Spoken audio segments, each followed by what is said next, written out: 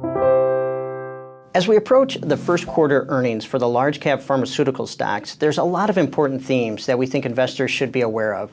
One of the key themes will likely be commentary about drug rebating. Over the last couple months, we've had congressional hearings about the potential to eliminate drug rebates.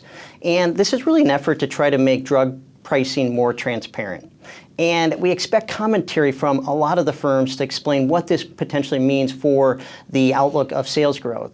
When we unpackage this outlook, we think it's going to be really beneficial, especially for firms that don't do a lot of drug rebating. Firms like Roche, Celgene, Bristol. We think these firms are well positioned in a rebate-free sort of environment. But there are other firms that really lean into rebating. These are firms like AstraZeneca, Eli Lilly. It could be more of a challenge for them. But in the whole scope of things, we think more transparency should largely be good for the large cap drug firms. Another key theme we're looking at in the first quarter results is how the next generation drugs are doing, and really the ability for these next generation drugs to offset drugs facing generic and biosimilar competition.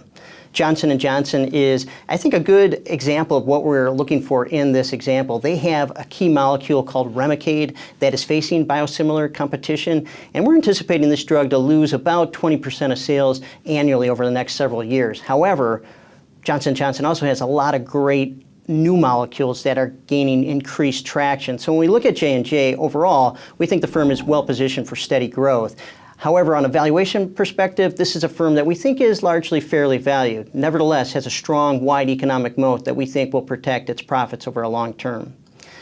Shifting gears to a few other firms that we think are undervalued, and we anticipate this quarter's earnings results to help guide us to more granularity on some of the valuations. Bayer is a name that we think is undervalued. We anticipate this quarter's results to really show fundamental growth within its core business, and to talk a little bit more about the litigation around the glyphosate concerns, which we think has caused an undue amount of pressure on this specific stock.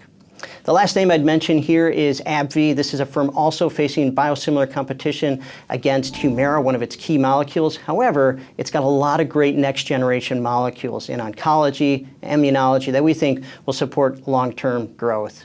In aggregate, when we're looking at the quarter, we think large pharmaceutical stocks will report solid earnings that really should help give us more granularity around the drug rebates that potentially could be eliminated, as well as more granularity around some of the new drug launches offsetting products losing exclusivity to generics and biosimilar competition.